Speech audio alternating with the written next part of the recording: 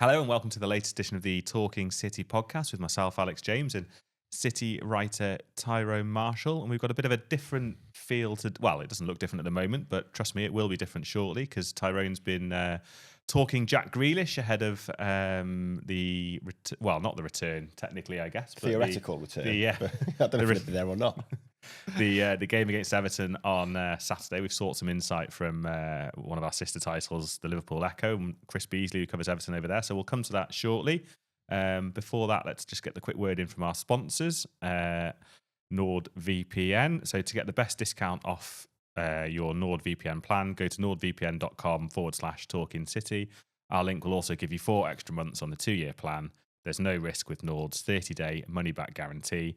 And the link is in the podcast episode description box. How long do you reckon until you can do that without looking at the script on your phone? I'm not sure that moment will ever happen. I'm no professional actor. When I hosted on Friday, I tried to get there without looking, and I got fairly far down, to be honest. But then couldn't remember that to look down, and then couldn't remember where I was. So there was quite a long. Yeah, I think you either have to go all in or not in at all, do you? No. It reminds me of being told I was doing a reading at my little sister's christening. As you all know, my little sister lives in France. And me and my dad's best mate arrived there, and the day before we're told, by the way, you're both doing a reading at the service. Was it in French? No, it was in English, which made it easier. But we were given this reading of what we're doing. Obviously, I had no time to practice it. So I just basically I didn't look anyone in the eye. I looked down and I read it, and I just got through it, and that was it. Like like reading a script. And then my dad's best mate said, "Well, I can do better than that. I'll engage the audience." He started, look down, read a bit, look a few people in the eye, and then at one point he looked up, read a fair bit, looked down, couldn't remember where he was. All he could remember that he'd stopped somewhere where it said the word God, and obviously there was a lot of gods in this. And he tried to get back on track, and it was just God. God, and that was about what I was like on Friday, I think. NordVPN. So I'll tell you what, NordVPN have never had as much I know, about them on the podcast. Yeah, they'll be on the that, phone they? soon. A few extra quid. I'm sure your dad's mate will be loving that story as well. I'll have to send it to him. It was send him the link. I think everyone else felt sorry for him, and I just thought it was hilarious, to be honest, that he tried to go one better. So your monotone delivery had beaten the personality-driven. Absolutely. So what I'm saying is you're doing the right thing by just looking down at the script and making sure you get through it. Tick Making the sure I box get for the words NordVPN. right. Good. Passed a bit of time there, didn't we? I did not expect that to. No, I know it's international break, but I wasn't sure we were going to be. I've not told that story in years, to be honest, so I didn't expect that to come out. But there you go. I wasn't sure we were going to be thrown to a French christening and international break. I thought we were going to be thrown to a Norwegian striker. Got to fill somehow. When we are, nice link.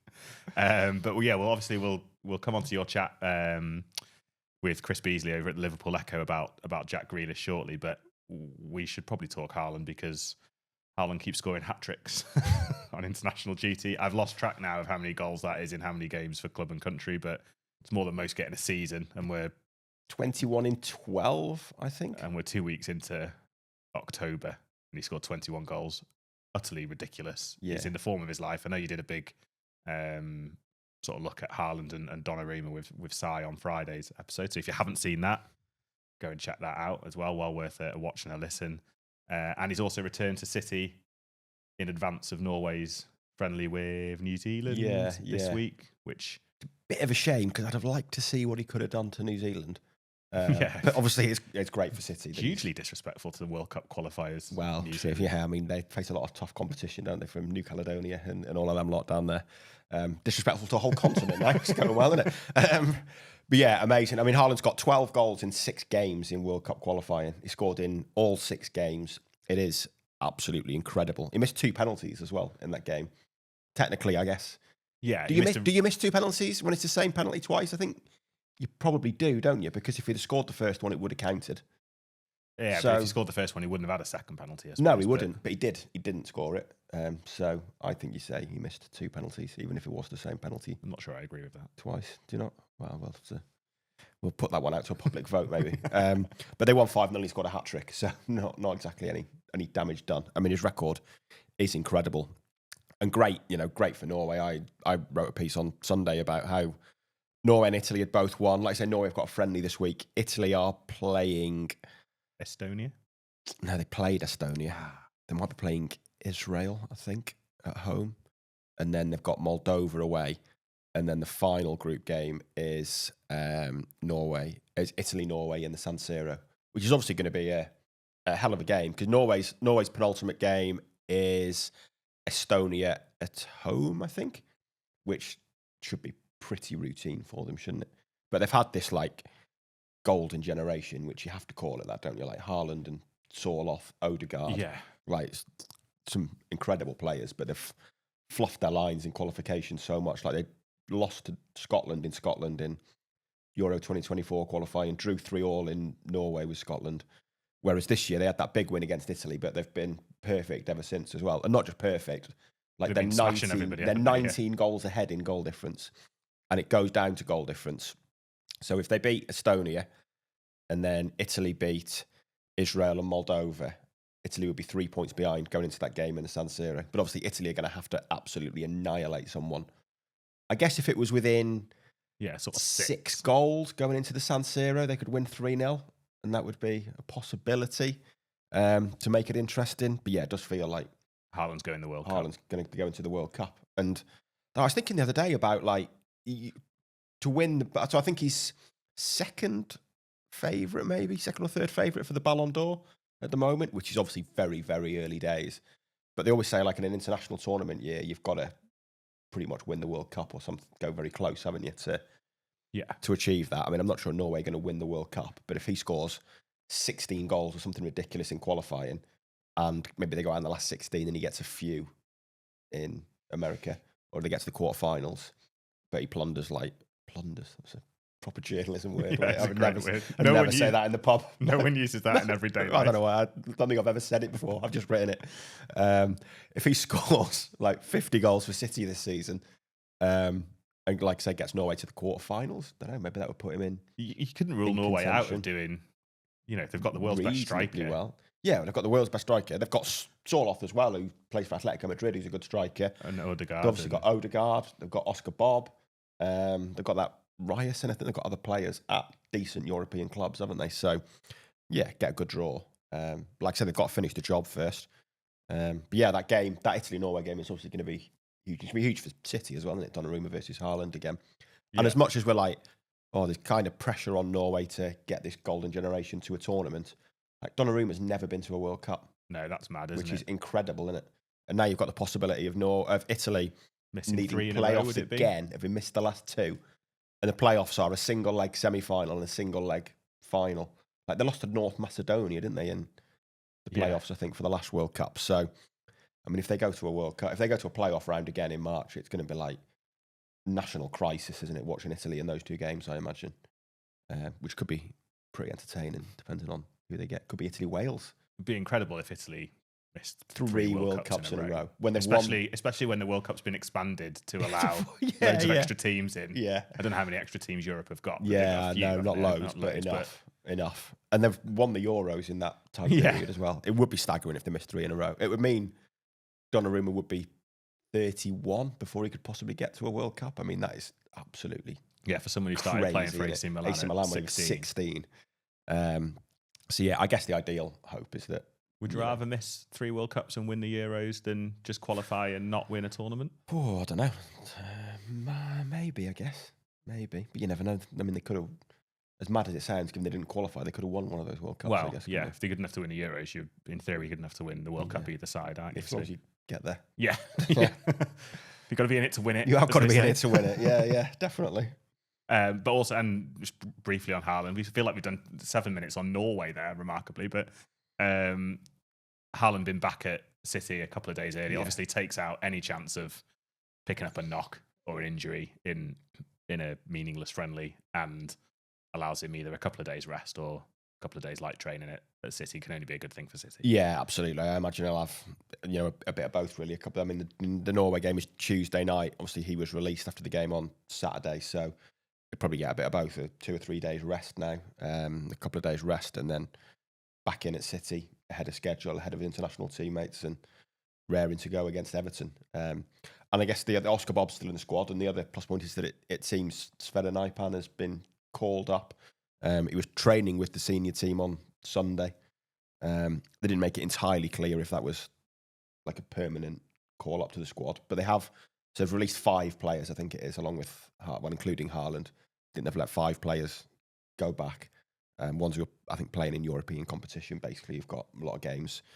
So you'd imagine they'd have to call some up. So I think there was 2 players from the under-21s who were training and presumably will be available for New Zealand, and Naipan was one of them. You did a good piece at the weekend with some insight from one of our Borough writers. A lot of cross-promotion. We're all going about on there, collaboration. Incredible. Moment, international break. We've delved into who can we ring up and ask some questions about. So some good stuff on Naipan and Borough. He captained Norway under 21s on Friday as well when they played Spain, which is pretty big for an 18-year-old, I'd say. To be and I don't think he's playing a lot for Borough, but he's not nailed on starting every game. No, but he's clearly doing the right things. And from speaking to Craig at the Middlesbrough Reporter, it was clear that his attitude is spot on, his work ethic is spot on, and if you've got those 2 things, obviously he's got a huge amount of ability and potential. But marrying it with those 2 things points to a pretty bright future, I would say. Yeah, I think so. Yeah, and like I say, great experience at that level. Borough having a pretty good season. I know he's done some pretty good things for them in games and in patches. So yeah, I think, and ideally he's getting that taste of English football. So future does seem pretty bright for him. And if he gets a debut against New Zealand, if he gets an international debut at 18, then shows that there's potentially a real player there. Absolutely, yeah, absolutely. Well, we'll pause there on Norway until we get the call to go to our live show in Scandinavia, which I imagine will follow after all that Norwegian chat. And we'll just sort of go to the interview that Tyrone's done with Chris Beasley at the Liverpool Echo, talking all things Jack Grealish ahead of Manchester City against Everton on Saturday at the Etihad. Right, we're joined now by Christopher Beasley, Everton reporter at the Echo, to fill us in on how Jack Grealish has been getting on Merseyside. Obviously, he won't be able to play against City on Saturday, but it seems, Chris, like he's settled in pretty well over there. How's it going for him at the moment? Yeah, I think that's probably an understatement, Tyrone, to be fair. I think we all knew what character Jack Grealish was, and you certainly would know with your audience and the Manchester City fans just what sort of a person he was, a charismatic individual, and what he offered as a player. But on so many levels, this has been, I think, a really good move for both parties. It wasn't straightforward in terms of his salary, and obviously it had to be a loan deal in terms of Everton were never going to be able to afford a permanent switch this summer. But it's got Jack enjoying his football again, and Evertonians have found a new hero. My colleague Paul Wheelock had done a piece this week saying how he should never fall in love with loan signings, but he fears it's already too late for Evertonians on that score. It was probably the case before Jack scored that goal, but I think that was a huge moment, I think, for him. David Moyes had told him actually he needs to be shooting more, and for the team, the first last minute winner at Hill Dickinson Stadium, and it was a real sort of pivotal moment for Everton, really. Yeah, and what's his role been in the team then? So where's he been playing, and how much of a kind of a central role in the team's build up, playing creativity as he had?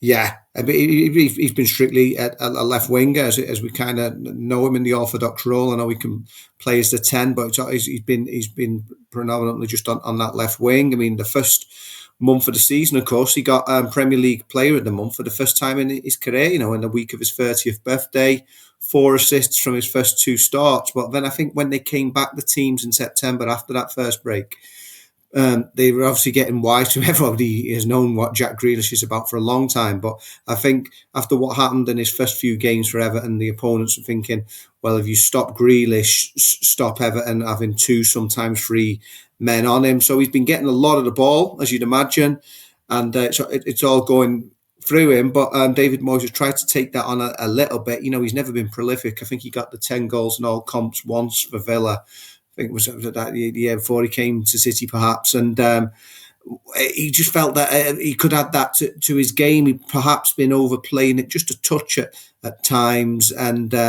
looking for a little bit more end product. I mean, the Palace right back shanked the clearance onto his foot, didn't he? Just stuck a leg out there. But before that, he was taking a couple of more shots there in the Palace game. He's seen a bit of an adjustment into the way he'd been playing. Yeah, I think that's always been a big question mark at City, probably before that, about him, that for a player who can be so good to watch, his numbers aren't always there. Does that feel like something that Moyes is really trying to get him to step up and kind of add those goals and assists to his game? I think so, Tyrone, because I don't know how much your audience would be aware of, but in stark contrast to Erling Haaland, Everton's two strikers have only got the one goal between them in the Premier League so far this season. So it is important that those attacking midfield players contribute, chip in with the numbers. Kieran Dewsbury Hall is off the mark. He scored against Wolves, but then he was suspended at the weekend. And he said, he's acutely aware he needs to have an input in those sort of numbers. He's not just there to score one or two. He needs to do it. Iliman Ndiaye was Everton's last top scorer last season. Obviously, he scored the last goals at Goodison and the first goal at the new stadium. He's obviously been shunted over to the right wing because of Grealish's arrival. He was predominantly on the left wing last season, so he's always a goal threat. He needs to chip in. And then Tyler Diblin, who made his first Premier League start the weekend, but then got hooked at half time. I mean, Everton's biggest signing of the summer in terms of the fee, maybe one for the future, because a couple of times he has played so far, he's had little moments, but he's underwhelmed generally. He's one whose best days hopefully lie ahead of him. So, yeah, it is important that those players in the attacking three, as it were, behind the front men do contribute. And Jack's very much a part of that, whether he can do that. Certainly, we know he can provide the assist, but like you're saying, in terms of the goals as well, he's never perhaps got as many as somebody of his huge talent you'd imagine he could get. Yeah, and it looked at the end of his time at City as if he kind of lost the spark and lost a bit of enjoyment. Mm-hmm. Do you feel like that's back at Everton? From what we see, there's a big smile on his face. Does it feel like he's enjoying his football again? Very much so. I think, like I said, I think Kevin Kilben actually this week described it as a match made in heaven in terms of, Everton crying out for somebody like that, and Jack probably wanted that love in terms of he's had huge success at Manchester City, an integral part of the treble season, but obviously it was clear that at the start of the summer he was surplus to requirements, hadn't made the squad for the FIFA Club World Cup, so it was going to be pastures new for him, and he just needed that, like you say, that spark, that inspiration. And I think he'd probably enjoy him being the main man at Everton, enjoying his football, going in every day, knowing he's a big part of what the team are all about, and it's an integral moment in Everton's history. Obviously, 133 years at Goodison Park and all the stories and all the heritage that comes with that ground. But now, looking forward, after quite a few longest trophy drought in the club's history, and this is a big moment for Everton. There's a big moment for Jack Grealish. I think part of the inspiration behind the move would be an attempt to try and force his way into the World Cup plans of Thomas Tuchel. I think through no fault of Jack, I think that's going to be difficult for whatever reason. Tuchel doesn't seem to fancy him, and the way he's been playing for Everton, you'd think he would be back in that squad on merit, but he's not there. So while he'd be disappointed on that respect, because I'm sure he's got one eye on the World Cup next summer. I think in terms of his bread and butter, his club football week in, week out, he is enjoying it, and he's enjoying the role that he's playing in the team, and sort of the love he's getting for the supporters. Yeah, I was going to touch on that, the supporters. You mentioned Paul before, but it feels like they've taken him quickly to their hearts. Then it feels like there's kind of a real union there between player and supporters already. Yeah, it was actually interesting when because I think from early June onwards, Everton were installed as bookies' favourites to land Jack, and as we know, the bookies seldom get it wrong. So it sort of ran for a couple of months before the deal was completed, and there was some really, for once on social media, some rather articulate debates back and forth for those who were for Jack and thought it wasn't. I think nobody seriously doubted him as a footballer, but it was just a case with the numbers right for Everton. Was him at this more advanced stage of his career? Was it a forward-looking move? But I think from the moment he was through the door and he became an Everton player, I think everybody's got on board with this idea for Jack Grealish for Everton. Like I said, it's been the leanest period in the club's history. I know they've had a couple of historic relegations, but the fact that they were so close to not being a Premier League team on several occasions before moving into this new stadium, they could never sort of enjoy the build-up to the big stadium move in the way that they should have done, because they were always looking on the shoulder whether the performances on the pitch were good enough, or obviously there was the 2 points deductions as well, which came their way. So for after all that sort of trial and tribulations of recent years, I think they were looking for a new hero, somebody they could sort of hang their hopes on. And Jack fits the bill, as you, like I said, your audience will be well aware. We all know what he's like as a person, as a personality, and in and around the club, and the way he interacts with the fans and his teammates, and just the performances he can bring on the pitch. So yeah, it's early days, but it's really gone well in that respect. There's been tough times like I said, a couple of games in the last month or so where it's not quite gone for him, and opponents have been getting a bit savvy to what he's about. But with his talent, I think that ultimately that will always shine through. Yeah, and obviously there's a long time to go this season, but you mentioned there it is only a loan deal, albeit with an option to buy at what is probably an ambitious fee. I mean, what do you see next summer bringing? If it continues like this, I guess Everton would like to keep him if possible. I'm sure they would. Like you say, that fee seems a lot of money for somebody who'd be almost 31 years old at the time. So there will probably have to be quite a bit of negotiation to make that one work. I'm sure there would be a huge appetite from the Everton end for this to get done if he continues the way he has been playing. But again, those numbers are going to be crucial. Everton haven't got those PSR restrictions that were hampering them for so long. But yeah, it's would, like you say, would see an ambitious fee for a player of that age, no matter how talented he was, for Everton to have to pay a fee like that. So to see what it comes like that, in terms of if he carries on the way he is, there is going to be a clamour for that deal to be done. So it could be a case of. I'm saying they're not going to be swayed by public opinion, but if he carries on the way that he's been playing, I'm sure that is going to be the solution that all parties would want. But it's whether the two clubs can agree upon a deal, or whether it might not go down well with Evertonians, or whether a third party comes in. But yeah, at the moment it's all going well, but it's probably going to have to be some serious conversations from both ends next summer if they want to take this on further. Yeah, and just lastly, Chris, it sounds like Everton are gonna miss him this weekend. With the game at City, it would be interesting to see how they actually go about that.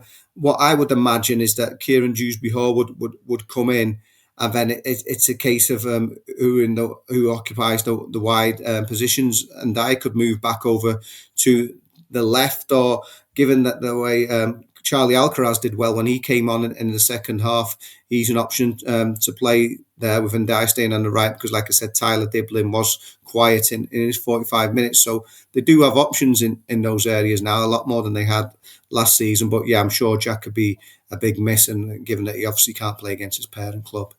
That's great. Thanks for joining us. So that was Tyrone talking to Chris Beasley at the Echo, and it seems like Jack's doing well, unsurprisingly, I guess, but he's doing really well, and the setup seems to suit him at Everton. The fans seem to obviously really love him. He's playing well. He's plundering assists,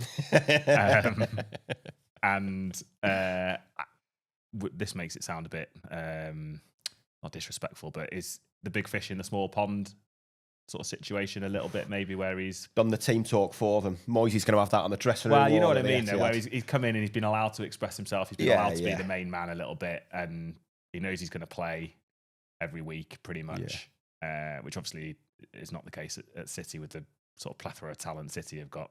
It just seems like it's worked out really well for him. Yeah, seems to be. I mean, the main man, but still playing on the left. But like we say, he is having a big influence there. I think it's noticeable from what Chris said how much the fans have taken to him, how much the fans love him, and kind of an interesting point about how like those Everton fans have been like needing a hero, I guess, wanting a hero, and Grealish seems to fill that role, doesn't he? And he is, when he's playing the way he's playing, and he's enjoying his football, he does kind of play like you would want to see. Like he plays with a smile on his face, doesn't he, when he's on it? He's very watchable footballer. Yeah, and he's very relatable, I think. Partly because he celebrates his successes very enthusiastically, but also like you see him on the pitch and he's laughing and joking and smiling, and I think that's how when we play the game on at 5-a-side or whatever, or an 11-a-side appearance, that's how you want to see people playing the game. So I think he is relatable, so you can see why they've fallen for him. And yeah, he's doing the business for them, I guess, isn't he? He got I think it was his first goal, wasn't it? And just before the international break. Moyes told him to shoot more, and it turns out he can score without even needing to shoot, which is a rare skill indeed. Yeah, he seems to be doing really well, and that can only be good news for City, especially if he can't play this weekend. Yeah, and playing himself potentially into I know he's not in the England squad, but he's got to be putting himself into contention, obviously, with the World Cup at the end of the season, and then I guess decision time at the end of the season, because there's an option for Everton, but that feels unlikely to be taken up at the price set, even if he goes on to have an incredible season for Everton. That feels like a big ask to pay that amount. Yeah, it will. I mean, he's going to be 30, I think, next summer. I can't remember now. I meant to look that up before I came in, recorded this podcast. That was a mistake. I think he's going to be 30 next summer. I mean, it's just not at 50 million. Like, it's a fanciful option, isn't it? I mean, they'd have to have an unbelievable season to Everton to pay £50 million for a player in their 30s. But also, he'd only have a year left on his City contract then.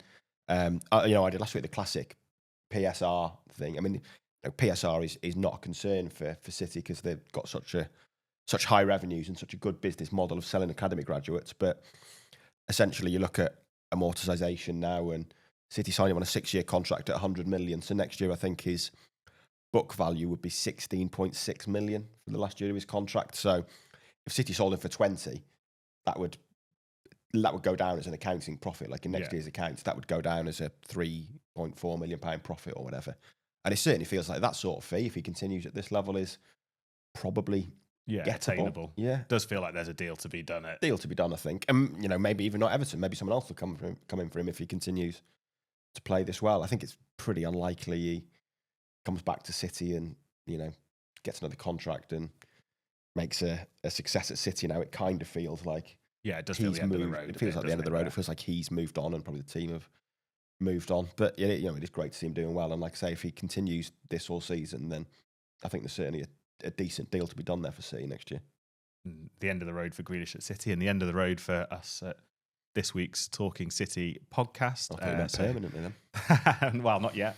So thanks very much for watching. Thanks for listening. Obviously, we'll have all the build-up and preview and everything you come to expect from us across our usual channels ahead of the game on Saturday.